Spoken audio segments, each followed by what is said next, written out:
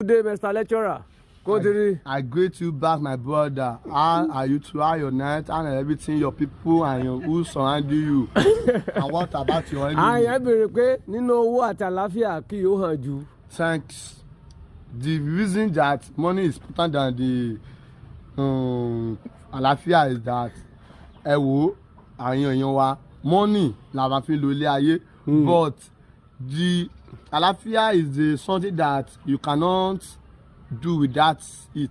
Kò sí ẹni tó máa gbé apá láàárọ̀ báyìí tó máa dẹ̀ rí owó tí ò lè gbé apá sókè tó bá dẹ̀ rí owó tó kúnnú polybag. How you want it to carry? Wọ gẹ́gẹ́ bí ènìyàn kan lówó àtàláfíà kó o mú. I personally, Akimade Babatunde, Ìṣọ̀lá Fọlọ́runṣọ́, I took money. Owó mú ni. Because money and àlàáfíà, they are working together.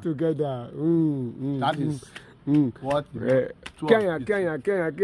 I greet you from IgiAruwe company and directing and manageable, and also the assembly of the standard man that is with me.